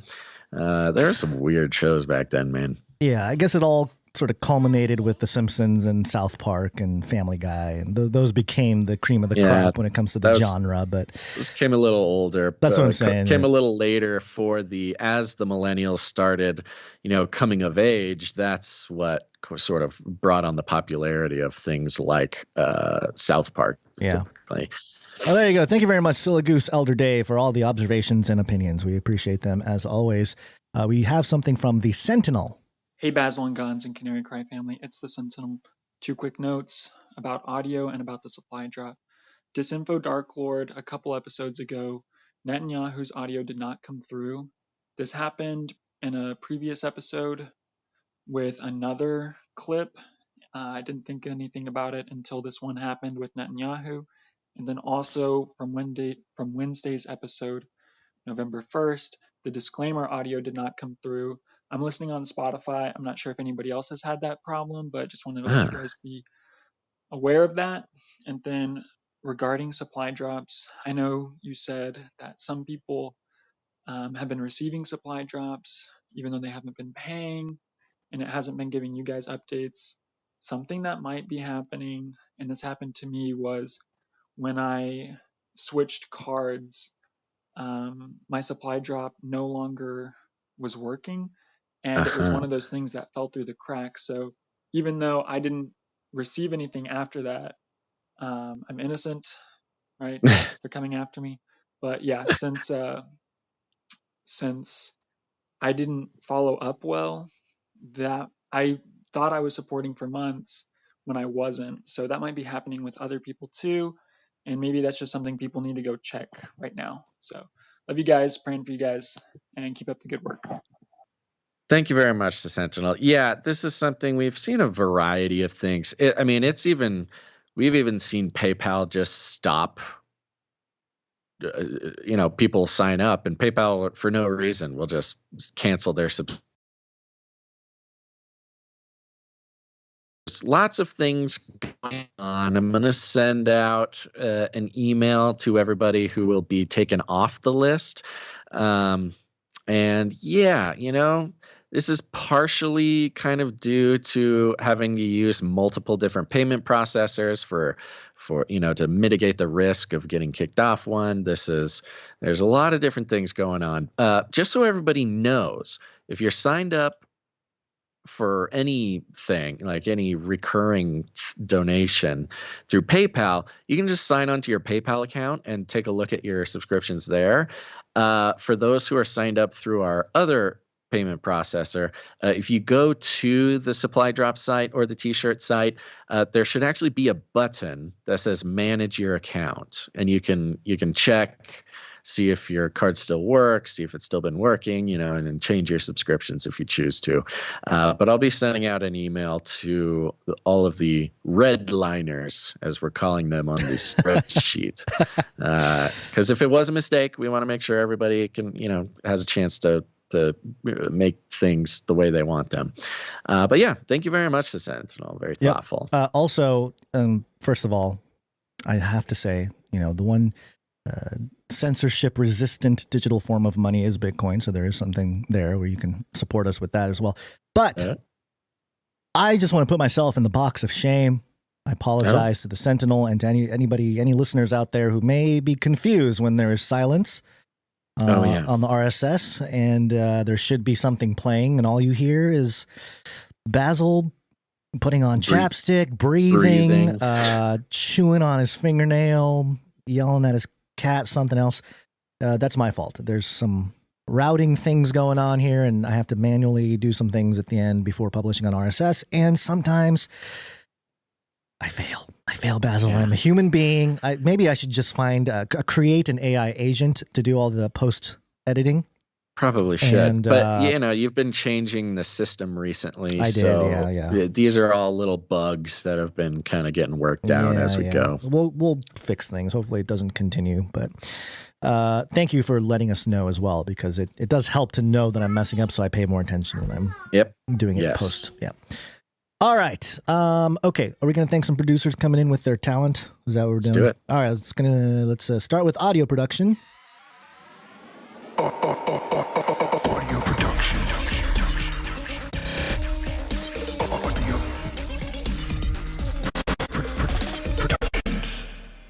And remember, the producing with your talent is a way to help us or help produce the show with. Let me start over.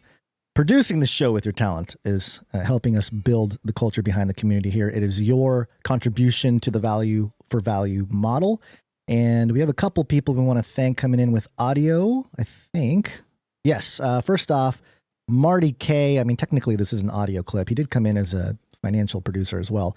But he had this note that reads, "Oh, Basil, you crazy American emo."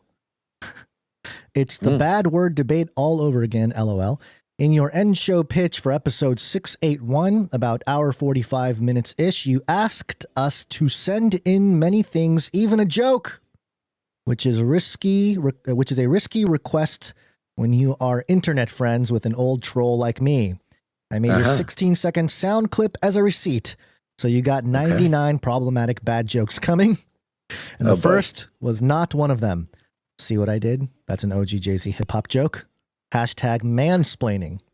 That went over my head. I'm not 100% sure what that meant. I'm not a big Jay-Z fan, so didn't get that one, Marty K. Maybe someone out there did. It's not family-friendly lyric, but we get what he's saying. Here's the, I think this is the clip of you, Basil, talking.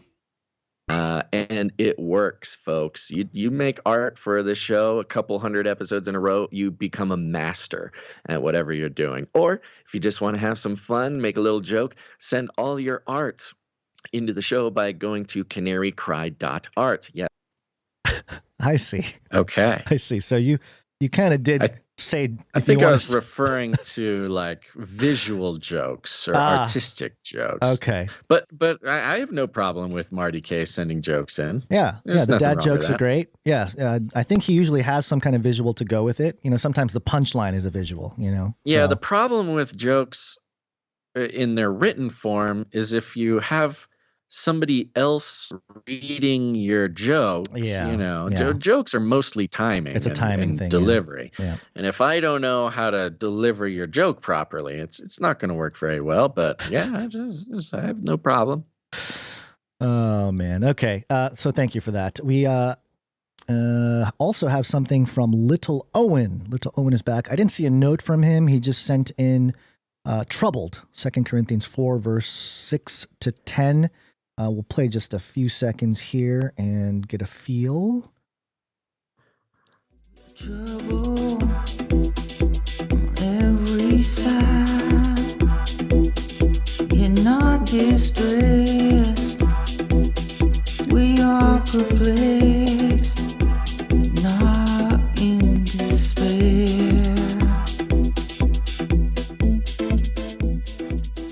All right, we'll hit that whole 3 minutes and 44 seconds at the end of the show. So stay tuned for that. That's right. Thank you very much, Canary Little Cry Owen. mixtape at the end of the show. Mm-hmm. Okay, let's do some art. One art, please. And, of course, the one and only Sir Dove, Knight of Verspeltia. One art piece from Dove.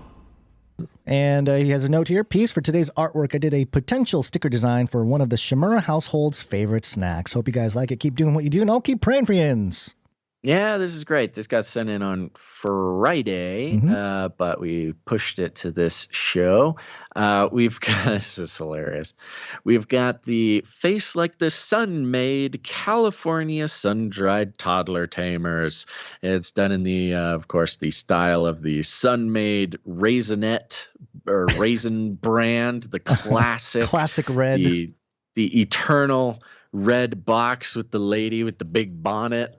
Oh, I miss that lady. I miss that lady. I wonder what that lady's up to nowadays. But instead, we've got Gons. I replaced her. With a big red bonnet, big smile on his face, holding a giant basket of grapes, soon to be raisins. Toddler tamers, rather. We've got the net weight 33 ounces, 322 grams. Down at the bottom, let's see here. We got a QR code, probably goes to canarycry.support. Thank you, or something.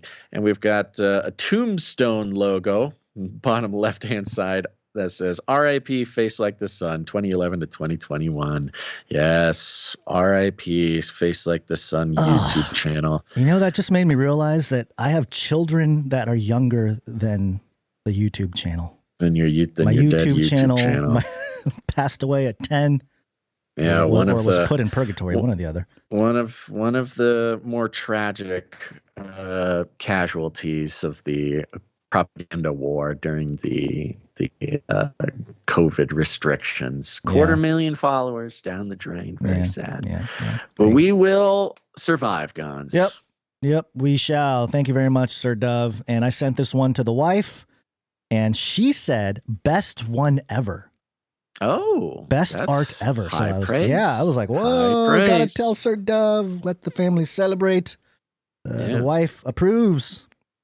And I think she's starting to get the joke, Basil.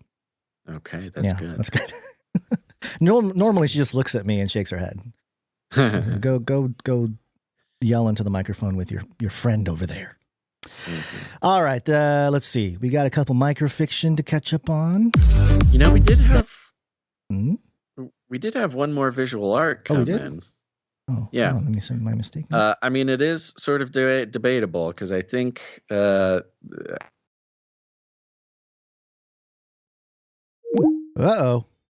completely lost Basil there.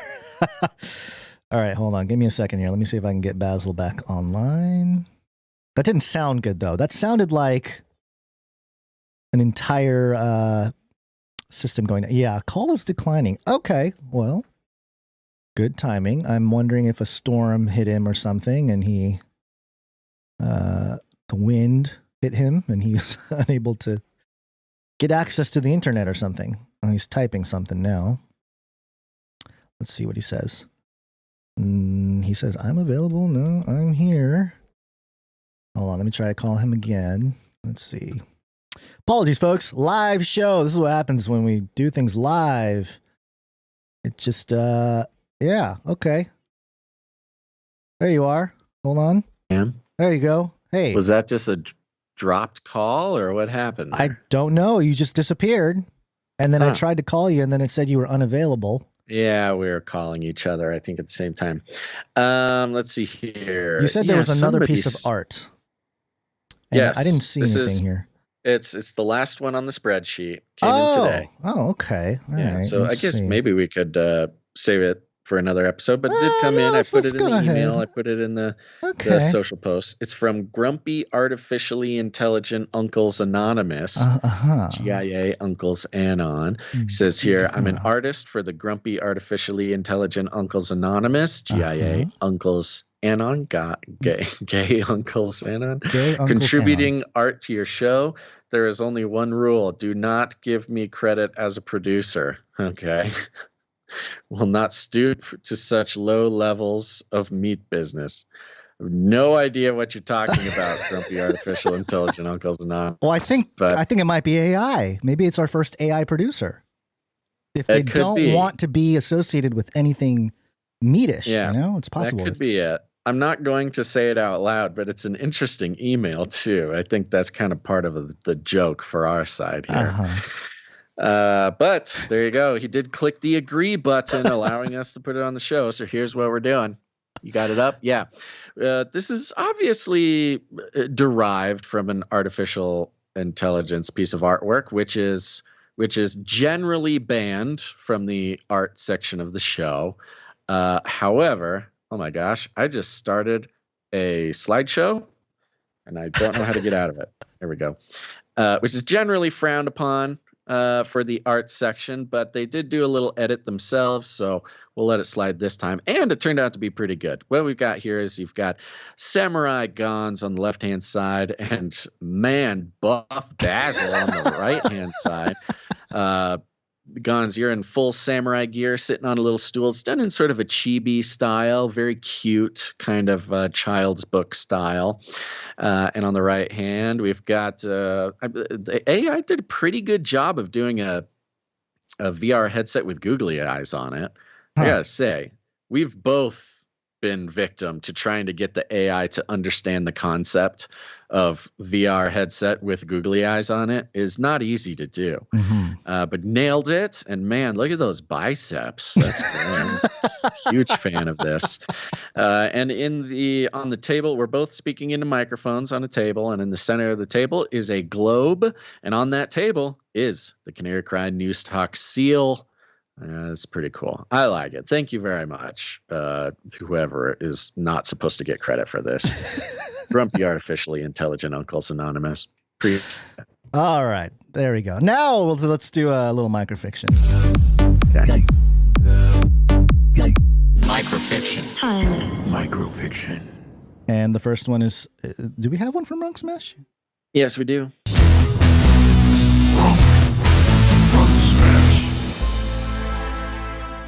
In the heart of the Free Zone hideout, a pair of samurai slink out of a darkened room. The shorter one whispers as they leave the door, but her voice is inaudible in her mask. At this, Kay laughs and blows their mission. Ashamed, they return the raisins.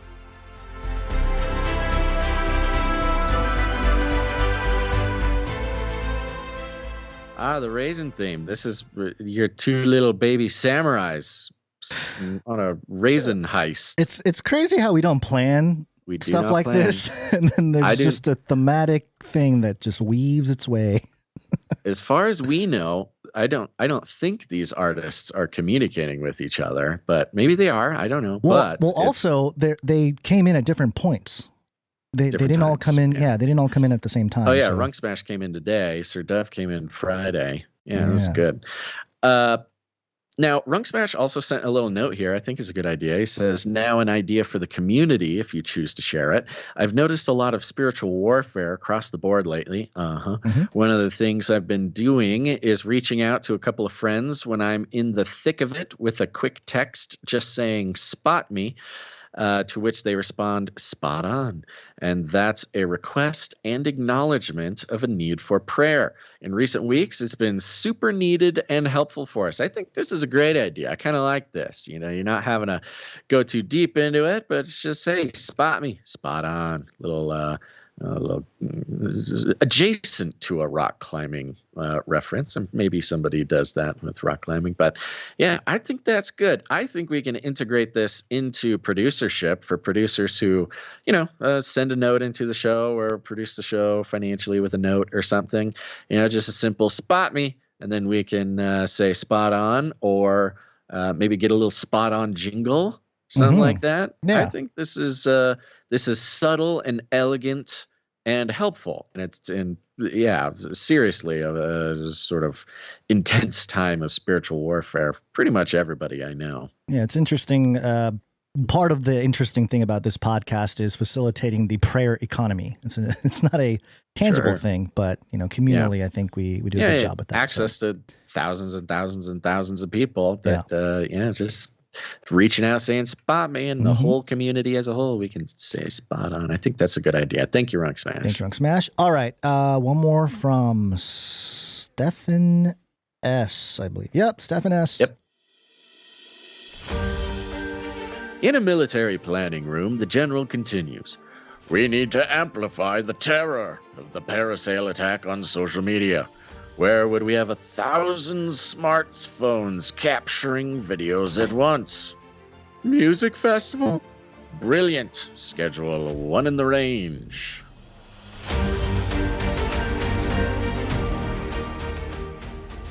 Yeah, I've been seeing this paragliding theme really carrying through a lot of the propaganda going on. It's the sort of the image. It's a very powerful image, sort of death from above type of thing. There is even some looks back at the Economist magazine, which is notorious for sort of signaling global movements, of parasailing Palestinians from like years ago. It's very interesting. Interesting. Yeah, there's nothing new under the sun. It always seems to be some signaling that happened back in the day. Very strange to watch. Yep. Thank you very much, Stefan S. And thank you to all of our artists. And if you're out there and you want to participate in the value for value model, just do it. You know, you can, of course, supporting financially is always required for somebody. But if that's not your thing, you can create some art for the show, make it graphic art or music or jingles or whatever. And go to, I know there's some people who are going to scoff at me when I say this, but I'm telling you, there are some people who need to hear it. Go to the URL, put into your address bar on your browser, canarycry.art. That's right. It's not an email address. It's canarycry.art, and it will take you to a place, a magical place where you can upload your art. Goes to our special spreadsheet, and we don't miss it. And at the same time, you can go to canarycry.report. It's a URL. Put it in your address bar in your browser there. Canarycry.report. That's where you send in articles you want us to consider for the show. Do those two things, and you'll have a great time. Spot on, everybody. So a new discovery. Are we good? Yeah. So a new discovery. Antarctica. In the bottom of our planet. Advanced Antarctica. Climate crisis. Penguins.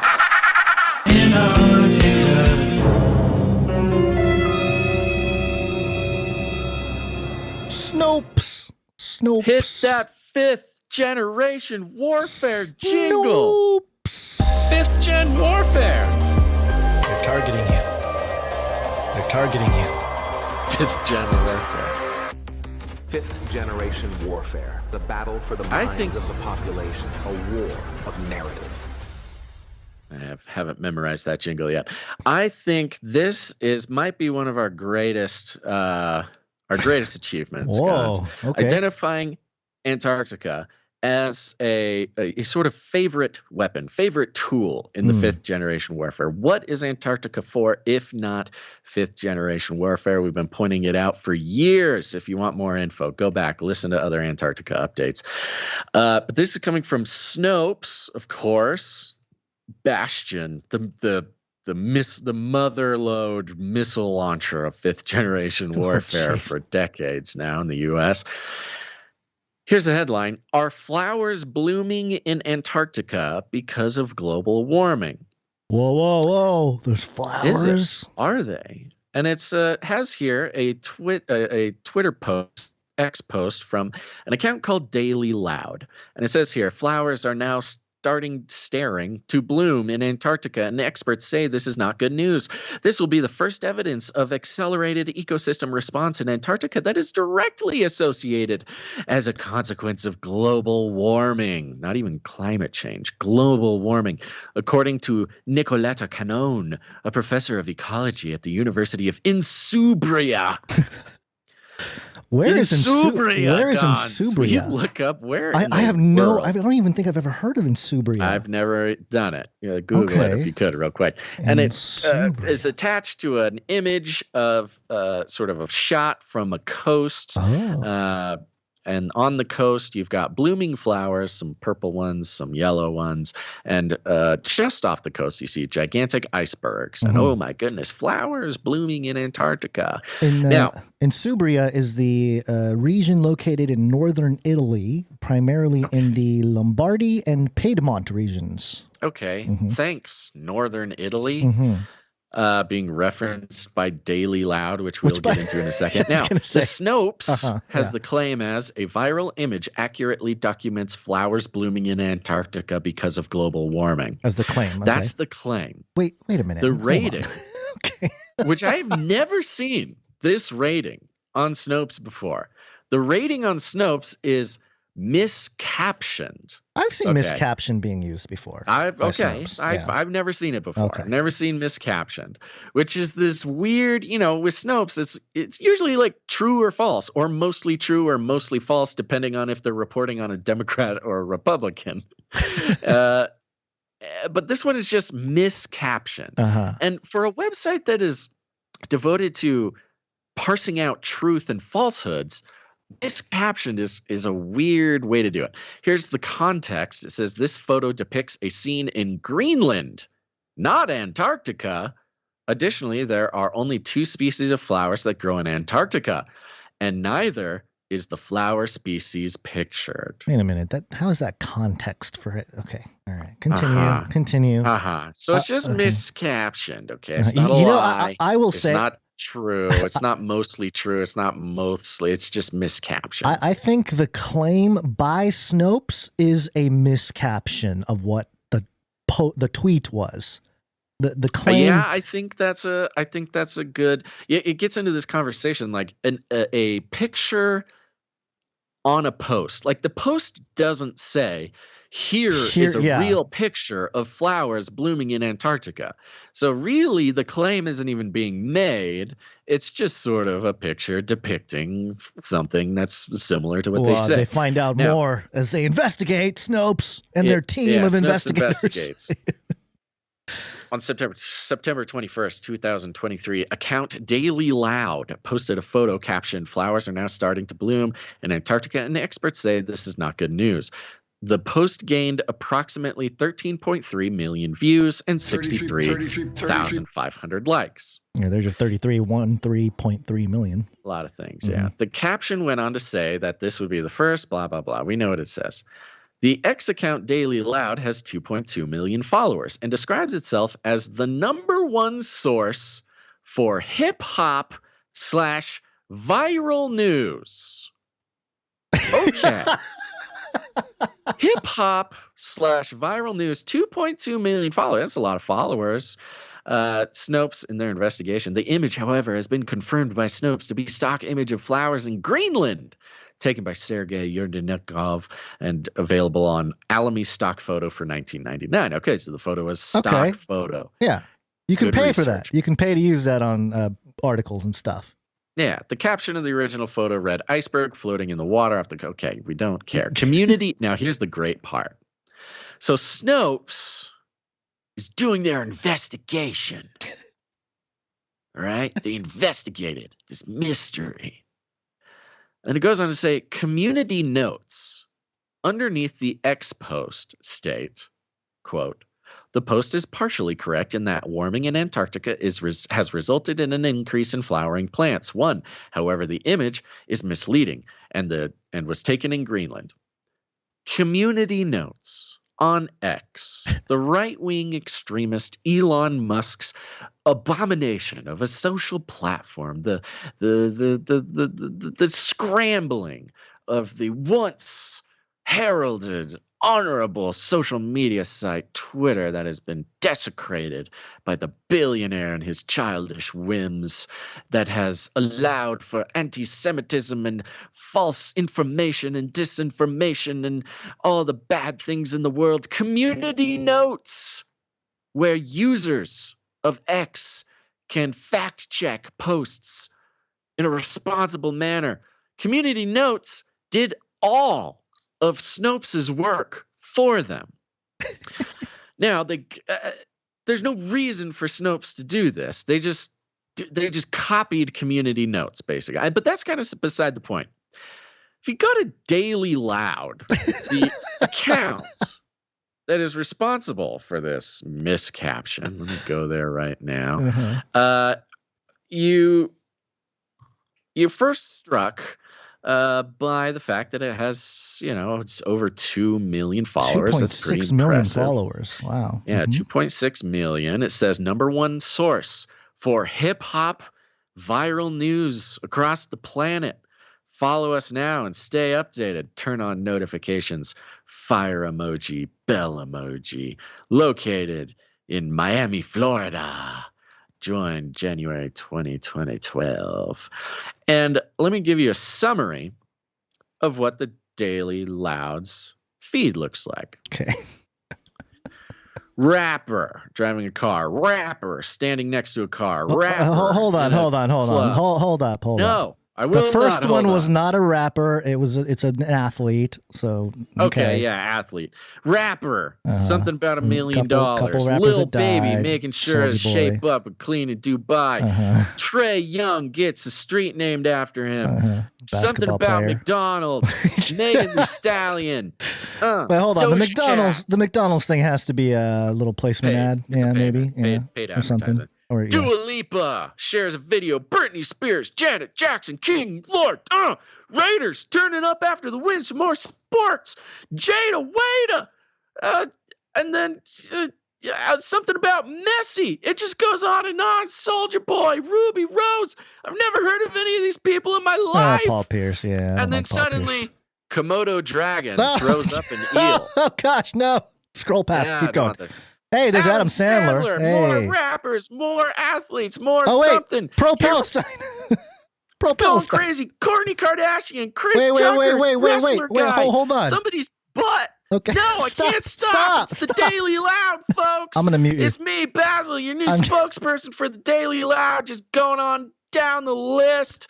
Oh, some things we can't show on the show, things that no human eyes should possibly lay their eyes on. And then Antarctica. Oh no, Antarctica's blooming flowers. Now, what this is obviously a weaponized account. They're posting just like celebrity news on celebrity news on celebrity news on thirst trap on thirst trap on thirst trap, mixed in with some McDonald's advertisements. But then randomly, out of nowhere, there will be like a science post or something that has nothing to do with anything, or something about flowers blooming in Antarctica. Totally out of place. Totally not having to do with anything aligned with what I imagine their mission statement on their website says something like, mindless drivel for the hypnotized masses. I give up. And so what you have here is a fifth generation psychological weapon. That's what these are for. There's lots of these kinds of companies, and it is a company. I'm not saying this is like a government thing, but it's a company whose sole purpose is to gather as many eyeballs as humanly possible by posting about, the most pop culture, eye-catching, shock-provoking thirst traps possible, but then sell space in between all of the